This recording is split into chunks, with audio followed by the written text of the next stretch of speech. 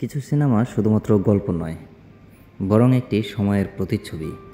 এমন অনেক বাংলাদেশি সিনেমা রয়েছে যা একসময়ে দর্শকদের মন জয় করেছিল, বক্স অফিস কাঁপিয়েছিল, আর আজও মনের দাগ কেটে আছে।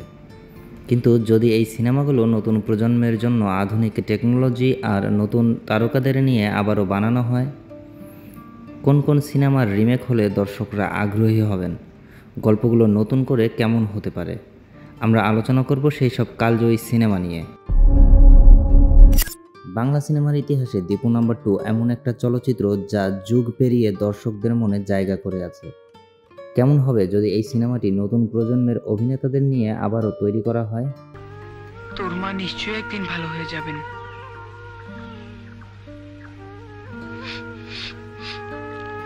দীপু নাম্বার 2 শুধু একটি কিশোরের গল্প নয়, একটি বন্ধুত্ব, আত্ম-উন্নতি এবং সমাজের বাস্তব চিত্র তুলে ধরে।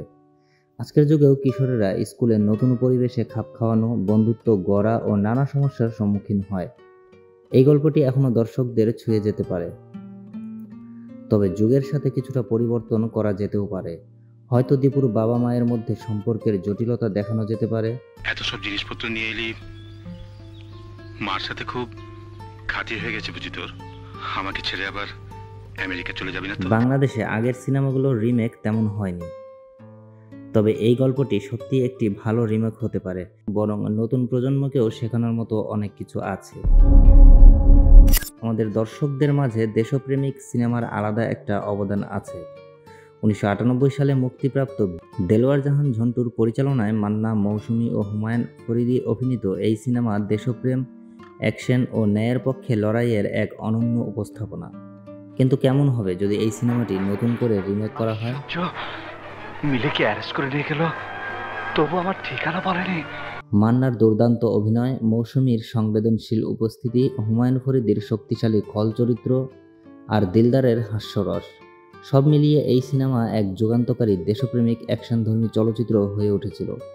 সিনেমার সংলাপ আর দেশপ্রেমের দৃশ্যগুলো আজও মানুষের মনে গেঁথে আছে।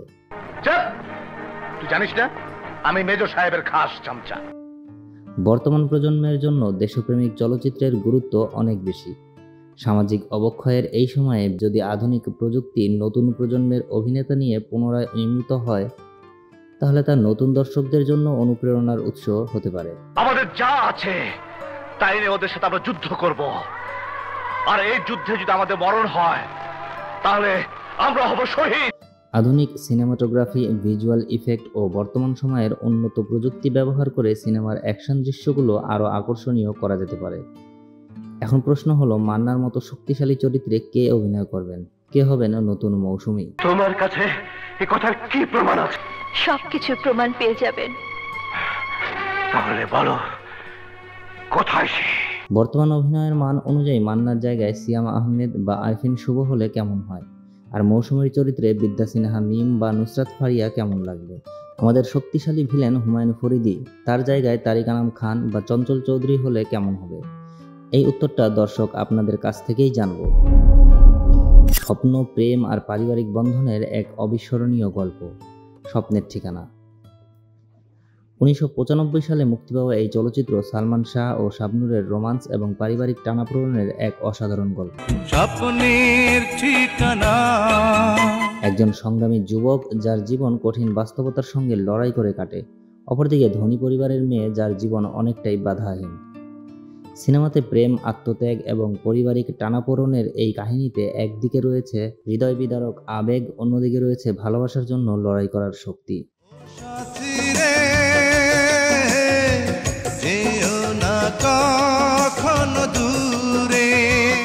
সালমান শাহ ও শাবনূরের রসায়ন, মনোমুগ্ধকর গান আর সেই সময়ের নির্মাণ শৈলী, সব মিলিয়ে সিনেমাটি এখনও অনেক দর্শকের মনে গেঁথে আছে।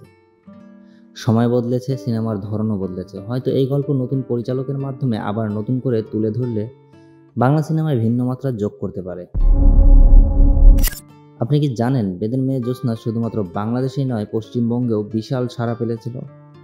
এটি এখনও বাংলাদেশের অন্যতম ব্যবসা সফল সিনেমা হিসেবে রয়ে গেছে। ছবিটি এতটাই জনপ্রিয় হয়েছিল যে পশ্চিমবঙ্গেও পুনরায় নির্মিত হয় এবং ব্যবসা সফল হয়।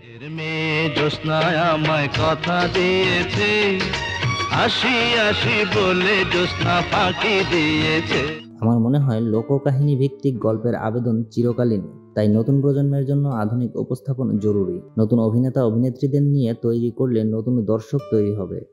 আচ্ছা, যদি রিমেক করা হয় তাহলে জ্যোৎস্না চরিত্রে কারা মানানসই হতে পারে? কাঞ্চনের চরিত্রে বর্তমান সময়ের কোন অভিনেতা উপযুক্ত হতে পারেন?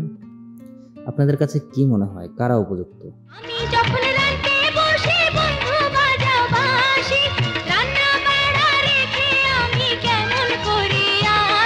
আমার মনে হয় সঠিক পরিচালক, চিত্রনাট্য, ভালো অভিনয় শিল্পী না হলে দর্শক আগ্রহ হারাতে পারে। সিনেমার গানগুলো নতুনভাবে উপস্থাপন করা হবে নাকি পুরনো ধাঁচ রাখা হবে, এটিই বড় প্রশ্ন।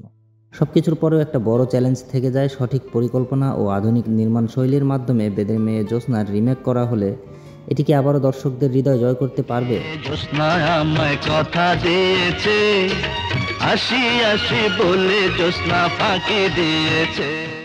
আপনার মতে কোন কোন পুরনো সিনেমার রিমেক হলে ভালো হবে? কাদেরকে নতুন করে এই চরিত্রগুলোতে দেখতে চান? কমেন্টে জানান আপনার মতামত। এই আলোচনাটি কেমন লাগলো জানাতে ভুলবেন না। দেখা হবে পরবর্তী ভিডিওতে।